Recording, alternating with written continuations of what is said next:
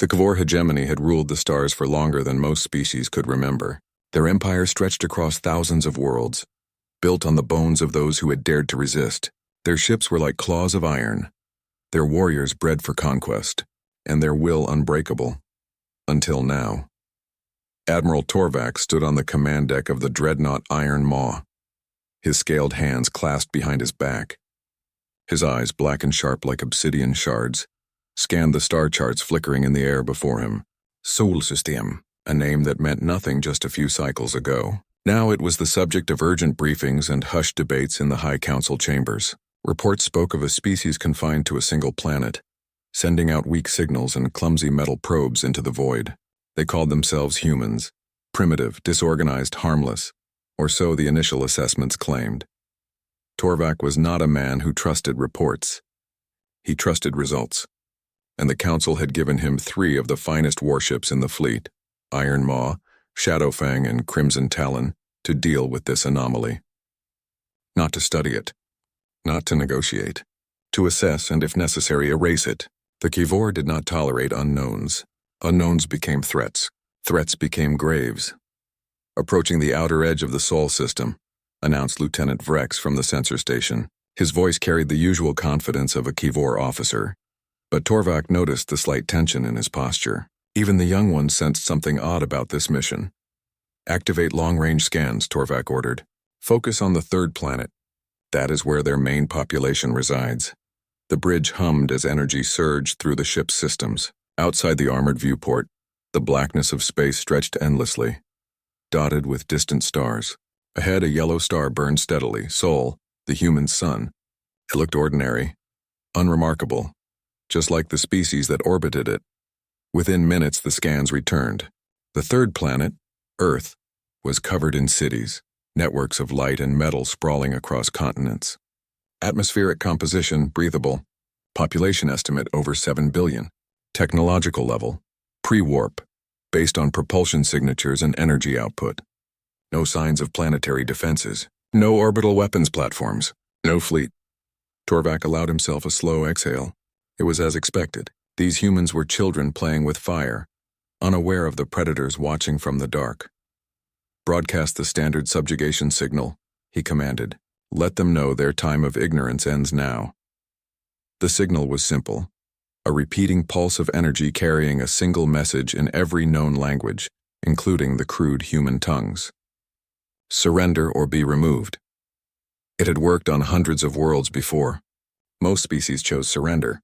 Those who didn't lasted only minutes. They waited. 10 minutes passed. Then 20. No response, no panic, no frantic transmissions. Just the same background noise of human chatter, music, news, idle conversation, as if nothing had changed. Perhaps their systems are too primitive to receive it, suggested Commander Kale. Torvak's second in command, or they are ignoring us, Torvak replied, his voice low. That was unusual. Most species reacted with fear the moment they detected a Kavor vessel. Fear led to mistakes. Mistakes led to swift conquest. Move the fleet inward, Torvak ordered. Form a triangle around Mars' orbit. Let them see us. The 3 dreadnoughts glided forward, their massive forms blotting out stars as they entered the inner system. They passed the gas giants without slowing. Jupiter loomed large, its red storm swirling like an ancient eye. Still no human ships appeared. No missiles launched. No warnings, Admiral, said Vrex, his voice tighter now. I am detecting faint energy spikes near the asteroid belt. Irregular patterns. Not natural. Analyze, Torvak said. Before Vrex could respond, the lights on the bridge flickered. A low hum filled the air, not from the ship's engines, but from somewhere outside. It was subtle, almost musical, but wrong, like metal groaning under impossible stress. Shields up, Torvak snapped. Too late. From the darkness behind Mars, something moved. Not a ship. Not one, but dozens, hundreds of small, angular craft, black as void with no running lights. They emerged silently like ghosts and surrounded the Kavor fleet in seconds. How? Kale hissed. Our sensors saw nothing. Jamming field, Vrex said, his claws digging into the console. But it's not just blocking signals, it's bending space around them. They were hiding in warped pockets. Torvak's blood ran cold. This was not primitive technology. This was advanced. Dangerously so. Weapons online. Target the nearest hostiles, he barked. Turrets swiveled, plasma cannons charged. But before they could fire, the human craft unleashed a barrage unlike anything the Kavor had ever faced. Beams of blue-white light sliced through space, not exploding on impact, but phasing through the outer hull as if it were mist. Inside the Iron Maw, alarms shrieked. Bulkheads melted. Crew members screamed as their armor fused with their flesh. "They're bypassing our shields," Kyle shouted. "It's like they know our frequency harmonics." Torvak gripped the railing. "Full retreat." Jump engines, a massive shockwave rocked the ship.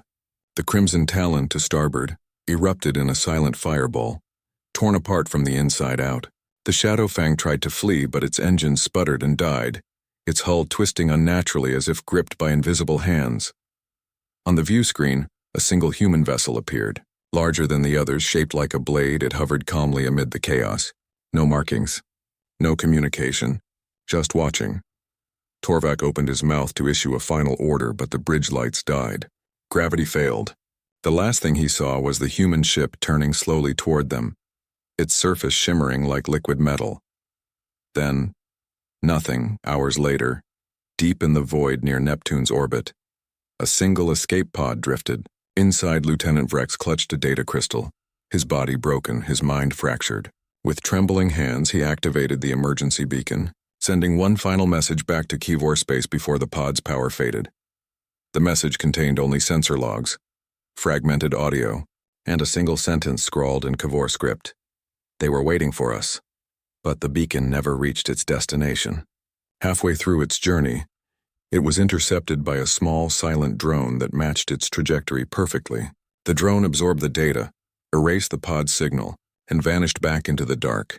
On Earth, in a hidden command bunker beneath the Rocky Mountains of Colorado, General Dale McKinney watched the final feed from the Sol defense grid. The last Kavor ship had been neutralized.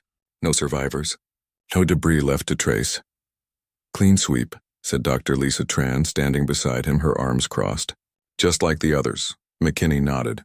"Good, let the galaxy wonder what happened. Let them send more. We'll be ready."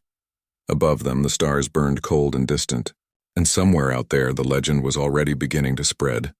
No one returned after engaging humanity. Back at the Kavor High Command, silence had become a kind of terror. Admiral Torvak's fleet, 3 of the Empire's most powerful dreadnoughts, had vanished without a trace. No distress calls, no wreckage, not even a single escape pod. For a civilization that prided itself on total control, this was unthinkable. Whispers turned to shouts in the council chambers. Some called it sabotage, others blamed cosmic anomalies. But Commander Lyra Vox knew better. She had studied the last known coordinates, the faint energy echoes picked up by deep space monitors. Something had happened out there. Something deliberate. Lyra was not like most Kavor officers. She did not believe in blind conquest. She believed in observation, in patience, and understanding before striking. That was why the Council, desperate and humiliated, gave her command of the Iron Talon, a fast, stealth-capable cruiser, and ordered her to find out what happened to Torvak's fleet. But with strict instructions: do not engage. Do not reveal your presence. Watch. Learn. Return. The Iron Talon slipped into the Sol system under cloak. Its hull cooled to near ambient temperature, its engines running on minimal power. Lyra stood on the bridge, her sharp eyes fixed on the main display. Space here looked peaceful. The sun glowed softly. Planets turned in their orbits. It all seemed normal. Too normal. "Scans show no active military traffic," reported Ensign Kor, his voice steady but his tail twitching nervously. "No fleet movements. No orbital defenses. Just civilian satellites and old debris." Lyra frowned. "Debris from what?" "From past human missions," Kor replied. "Probes, stations, dead rockets. Nothing recent." She walked to the sensor station and studied the data herself. The readings were clean. Almost too clean. As if someone had swept the system after a battle. But there was no sign of one. No radiation spikes. No plasma trails, nothing. "Move us closer to Mars," she said. "Stay in the shadow of Phobos." The ship glided silently through the void, its thrusters barely whispering.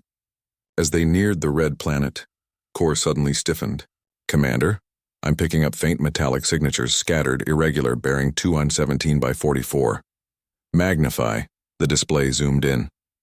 Among the dust and rock of the Martian orbit, Tiny fragments glinted in the sunlight. Lyra's breath caught. She recognized the alloy. Kavor-grade durasteel fused with something else. Something unknown. The edges were melted in strange patterns as if exposed to energy that didn't burn, but unraveled matter at the atomic level. "That's from the Iron Maw," she whispered. "Or what's left of it." Her crew fell silent. Fear, cold and quiet, settled over the bridge. "Run a spectral analysis on the residue," Lyra ordered, "and scan for any residual energy fields." Minutes passed. Then Kor spoke, his voice barely above a whisper. "There's a low-frequency hum in the background. Not mechanical. Not natural. It's structured. Like a signal, but not meant for ears." "Record it," Lyra said, "and keep scanning."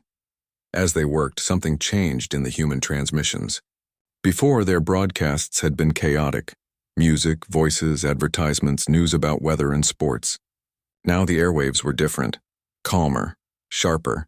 Military channels crackled with coded messages, short and precise. One phrase repeated often: "Sector clear." Another: "Standby Alpha." It was as if the entire planet had shifted from sleep to alert in the blink of an eye. "They know we're here," Lyra said, though she knew it wasn't true. They hadn't detected the Iron Talon, but they were ready for something. "Commander," Kor said suddenly, "a vessel just emerged from behind Jupiter." Lyra spun around. "How big?" "Small. Maybe 1/10 our mass. No visible weapons. No engine flare. It just appeared." On the screen, the ship hung in space like a black knife. Smooth. Silent. No lights. No markings. It didn't move toward them. It didn't broadcast. It simply turned its prow in their direction as if looking. "Activate full stealth," Lyra ordered. "Shut down non-essential systems. Go dark." The Iron Talon went silent. Lights dimmed. Life support dropped to minimum. Even the crew held their breath. For 10 long minutes, nothing happened. The human ship remained still. Then, without warning, it vanished. Not with a jump flare or warp distortion, just gone as if it had never been there. "Where did it go?" Lyra demanded. "I don't know," Kor said, his claws trembling over the console. "Sensors show nothing, but—" "Commander, our cloak is failing." "What?" "It's like something is peeling it away. Layer by layer. Not jamming. Not hacking. Just undoing it." Alarms blared softly. The stealth field collapsed. The Iron Talon was exposed. "Jump engines, now!" Lyra shouted. "Engines unresponsive," Kor cried. "They're locked." By something external, Lyra's heart pounded. This was not warfare as she knew it.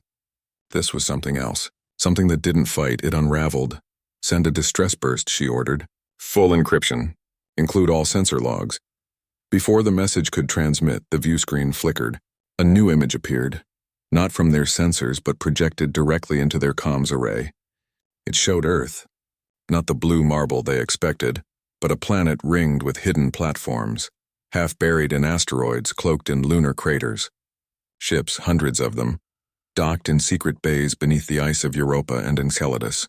This was no primitive world. This was a fortress. Then the image changed. It showed Torvak's fleet, moments before destruction. The human ships didn't fire beams or missiles. They released clouds of nanoscopic machines that ate through hulls like acid through paper. They used gravity pulses to crush engines from the inside. They hacked Kavor systems through the very frequencies their shields used to stabilize. The humans hadn't just defended. They had dissected. The transmission ended. The screen went black. "We're being boarded," Kor said, his voice hollow. Lyra turned. Through the viewport, tiny shapes detached from the darkness. Human boarding pods, silent and fast. They latched onto the Iron Talon's hull like spiders. "Seal the bridge," she ordered. "Prepare for—" The lights died. Gravity cut out. The air grew cold. Outside, the stars seemed to dim, as if the universe itself was holding its breath. In the final moments, Lyra recorded a voice log on her personal device. Her voice was calm, though her hands shook. "If this is found, know this. Humanity is not what we believed. They are not prey. They are predators who chose to hide. They let us come. They let us look, and now they are taking us apart to see how we work. Tell the Council, do not send more fleets. Do not speak their name, just run." She sealed the device in an escape pod and launched it on a random trajectory. Then she sat in the dark, waiting. Hours later, The pod drifted past Saturn's rings, its signal weak but steady. It carried Lyra's warning, her data, her fear. But before it could reach Cavor space, a small drone, black, silent, shaped like a blade, matched its course. It opened a panel, absorbed the data crystal, and crushed the pod into dust. On Earth, in a quiet room deep beneath the Nevada desert, Captain Jake Ellis reviewed the new intel from the captured Cavor logs. Beside him, Maria Lopez, the linguist who had spent years decoding alien dialects, listened to Lyra's final message. She understood, Maria said softly. Good, Jake replied. Maybe now they'll think twice. Outside, the sun rose over the mountains. Birds sang. Cars drove on highways. To the rest of the galaxy, Earth still looked harmless. Just another blue dot in the endless dark. But those who had come to test it never came back, and the silence they left behind spoke louder than any war cry. Panic spread through the Cavor hegemony like fire through dry grass. 5 fleets had vanished. No wreckage, no survivors. Only silence. The High Council, once proud and unshakable, now argued in hushed, fearful tones. Some demanded total war. Others begged for retreat. But pride would not let them run, not yet. They sent more ships, bigger, faster, angrier. Each one disappeared just like the others. It was as if Sol Systems swallowed them whole and never burped. On Earth, life went on as usual for most people. They walked their dogs, went to work, watched movies, and complained about traffic. They did not know about the war being fought far beyond the moon. They did not know that humanity had been preparing for this moment for over 60 years. Deep underground, beneath mountains and deserts and frozen lakes, the United Earth Defense Command watched every move the Cavor made. They had eyes everywhere, on Mars, in the rings of Saturn, even floating near Pluto. And they were ready. General Dale McKinney stood in the central war room, a large chamber lit by soft blue lights. Maps of the solar system covered the walls, dotted with tiny markers showing Cavor movements. Beside him, Dr. Lisa Tran studied a data pad, her brow furrowed in thought. She was not a soldier. She was a scientist, but she had helped design the weapons that were now tearing the Cavor apart. They're sending another fleet, Lisa said. Bigger than before. Over 200 ships, McKinney nodded. Let them come. You're not worried? She asked. I was worried when we first found that alien wreck in the asteroid belt back in 2048, he said. We spent decades learning from it, building from it, hiding from it. Now we own it. And anyone who comes here uninvited gets a lesson they won't survive. Years ago, a derelict ship, old, broken, not of human make, had been found drifting near Ceres. It was dead, its crew long gone, but its tech was alive. Humanity studied it in secret. They copied its power cores, its shield harmonics, its matter-folding drives. They built their own fleet in hidden shipyards far from public view. No one knew. Not even most governments. Only a small group of scientists, engineers, and soldiers. They called it Project Sentinel. And its only rule was simple. Never show your hand until you have to. Now, they had to. When the Cavor sent a diplomatic envoy, a single ship flying white flags, broadcasting peace messages, humanity did not respond with words. Instead, a small drone launched from a hidden bay near the moon. It flew silently to the envoy ship and docked without resistance. The Cavor, confused but hopeful, allowed it. Inside the drone was no bomb, no weapon, just data.terabytes of footage, recordings from every battle the Cavor had ever fought, videos of entire worlds burning, children screaming, cities turned to glass. The drone uploaded it all into the envoy ship's main computer. Then it sent a copy to every major news network on Earth, every alien listening post within 50 light years, and every rebel group fighting the hegemony. The message was clear. We know what you are. And we will not be your next victim. The envoy ship tried to flee. It didn't make it past the orbit of Venus. A human stealth cutter intercepted it and disabled its engines. No shots were fired. No lives were taken. The Cavor crew was left alive, stranded, forced to watch as their own crimes played on loop across the galaxy. Back on Cavor Prime, riots broke out. Enslaved species rose up. Loyal governors questioned the Council's judgment. The myth of Cavor invincibility cracked like thin ice. Meanwhile, on Earth, Captain Jake Ellis prepared his ship, the Ares, for what came next. It was not a warship in the old sense. It had no giant guns or thick armor. Instead, it carried swarms of micro-drones, gravity lenses, and phase-shift missiles that could slip through any shield by matching its quantum frequency. His crew trained for years in silence, in darkness, in patience. They knew their job was not to win battles. It was to make sure there were no second chances. Maria Lopez, the linguist, worked with a team that had broken into the Kivor communication network. They didn't just listen. They planted false orders, fake retreat signals, and phantom fleet sightings. Entire Kivor squadrons turned on each other, thinking they were under attack by rebels. The chaos spread faster than any virus. "They're scared," Maria told Jake over a secure line. "They keep asking each other, what are the humans? Why don't they talk? Why don't they negotiate?" "Because we learned from you," Jake replied. "You never talked to the species you crushed. You just erased them. Now it's your turn to wonder what's coming." The final blow came when the Kivor launched their last great armada. 212 warships led by Grand Admiral Vorlak himself descended on the Sol system like a storm. They expected resistance. They expected a fight. What they found was a trap. As they crossed the orbit of Uranus, human minds, tiny, invisible, powered by stolen Kivor tech, detonated in sequence. Not with fire, but with localized time dilation fields. Ships slowed to a crawl, their crews aging decades in seconds. Others were caught in gravity wells that folded space around them, crushing them like tin cans. The Ares and its sister ships waited near Saturn. When the Kivor fleet entered the ring system, Jake gave the order. Thousands of autonomous fighters, no bigger than cars, swarmed out from hidden bays in the ice moons.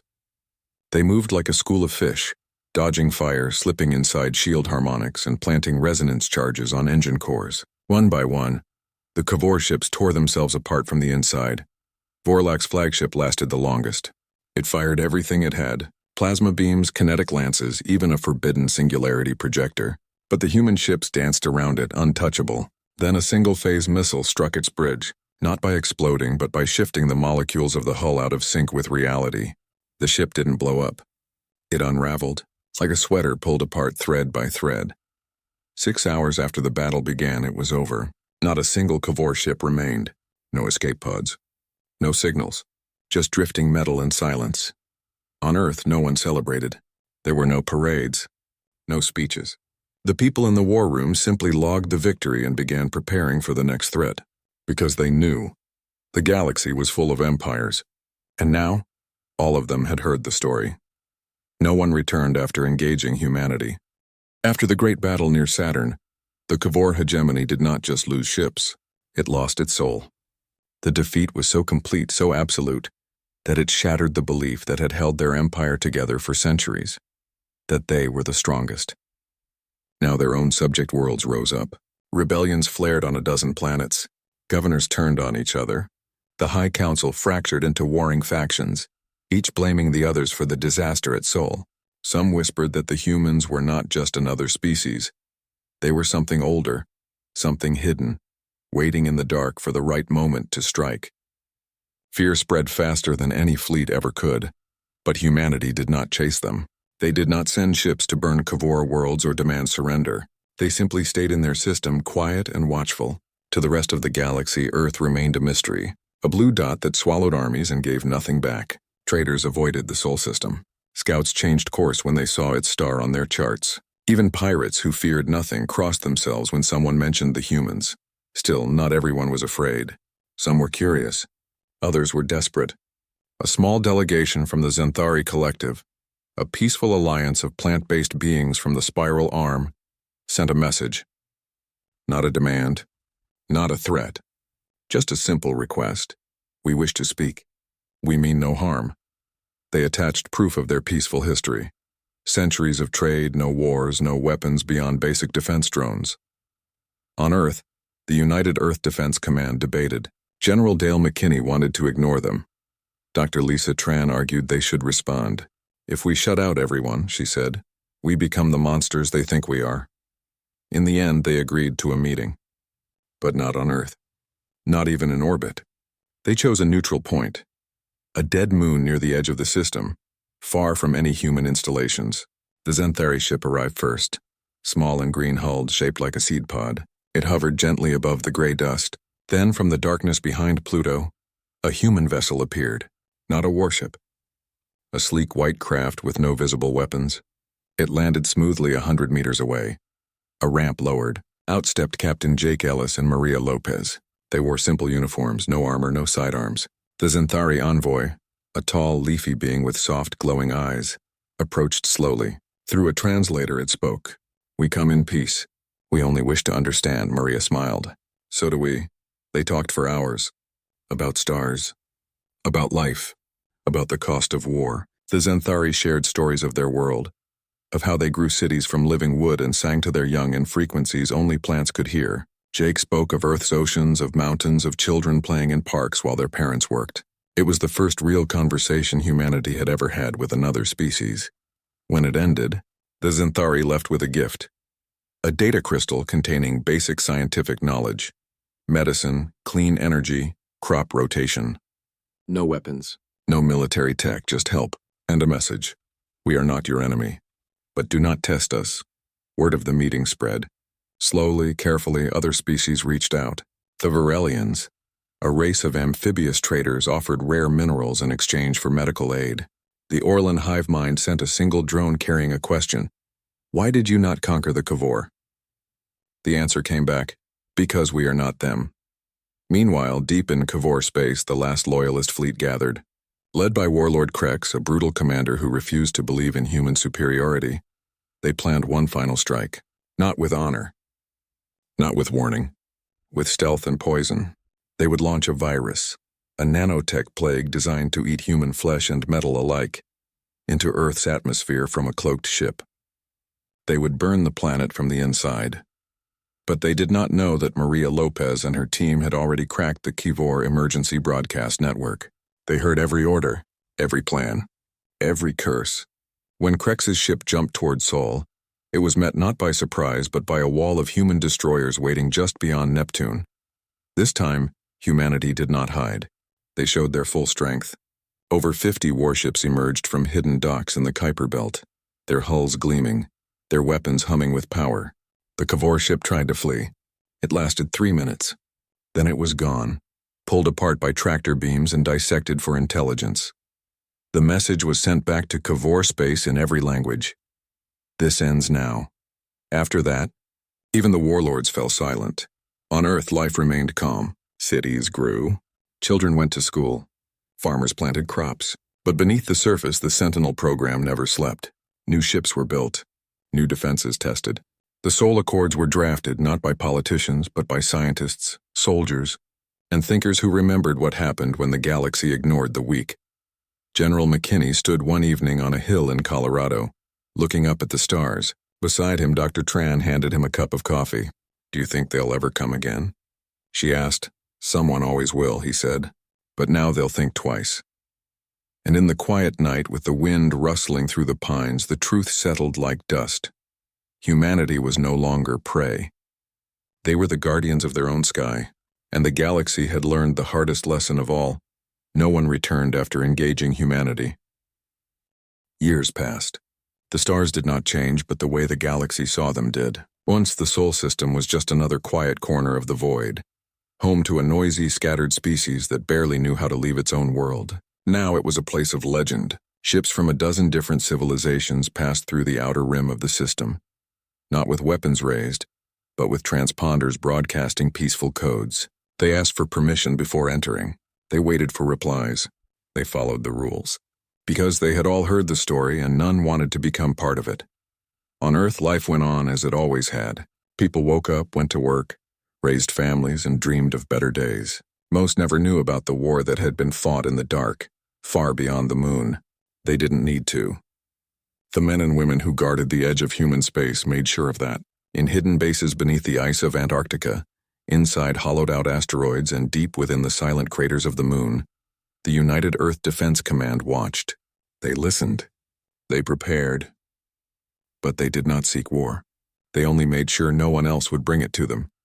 General Dale McKinney had retired, though he still visited the command centers from time to time. His hair was gray now, his steps slower, but his eyes were as sharp as ever. He often sat with Dr. Lisa Tran in the observation lounge of Lunar Station Echo, sipping tea and watching alien freighters glide past in perfect formation. They never spoke much. They didn't have to. They had seen what silence could cost and what vigilance could save. Captain Jake Ellis still commanded the Ares, though the ship had been upgraded twice since the HFY War. He no longer led fleets into battle. Now his job was diplomacy of a different kind. When a new species approached Sol Space unsure and nervous, it was Jake who met them, not with guns but with open channels and calm words. He showed them the truth. Humanity was not a monster. They were survivors, and they would protect their home with everything they had, but they would not take what was not theirs. Maria Lopez had become the head of First Contact Protocols. Her team now included linguists, historians, and even poets, people who understood that communication was more than just words. They built bridges where others saw walls. When the Silthuri, a nomadic species of star whale riders, drifted near the Oort cloud, lost and starving, it was Maria who sent them food, medicine, and star charts to guide them home. In return, the Silthari gifted humanity a song, a deep, resonant hum that could calm solar flares.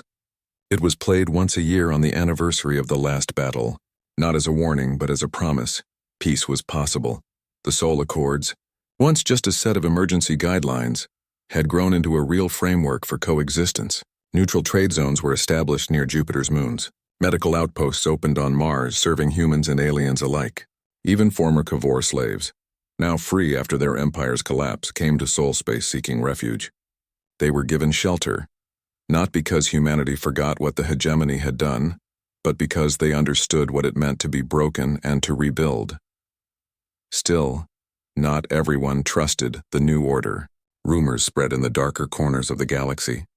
Some said the humans were biding their time, gathering strength to conquer others. Others claimed their kindness was a trick, a lure to draw enemies close before destroying them. But those who came to see for themselves always left with a different story. They spoke of clean cities, of children waving from schoolyards, of scientists sharing knowledge freely. They saw no armies marching, no weapons pointed at the stars, only quiet strength and the unspoken truth that hung in every interaction. Do not mistake our peace for weakness. One evening, a small vessel from the far rim arrived at the Sol border. It carried no weapons, no cargo, only a single passenger, an old HFY scholar named Vrel. He had spent his life studying history, not war. He came not to fight, but to ask a question. He was granted an audience on the moon. Sitting across from Maria Lopez in a sunlit room with a view of Earth, he spoke softly through a translator. Why did you not destroy us completely? We would have done the same to you. Maria looked out at the blue planet below. Because we learned from you, she said. You showed us what happens when fear rules. We chose something else. Vrel bowed his head. He stayed for 3 days, learning, listening. When he left, he carried with him not just data, but hope. Back in HFY space, he wrote a book. It was called The Silence That Spoke. It told the true story of humanity, not as demons, but as a people who had stared into the abyss and refused to become it. In the years that followed, more scholars came, more traders, more friends. The Sol system became a crossroads, not of conquest, but of curiosity, and through it all, the legend remained, not as a threat, but as a lesson. From their post on the far side of the moon, Jake and Maria often watched the ships come and go. They never spoke of the battles they had fought. They didn't need to. The quiet sky above them said it all. No one returned after engaging humanity. But those who came in peace, they always left wiser.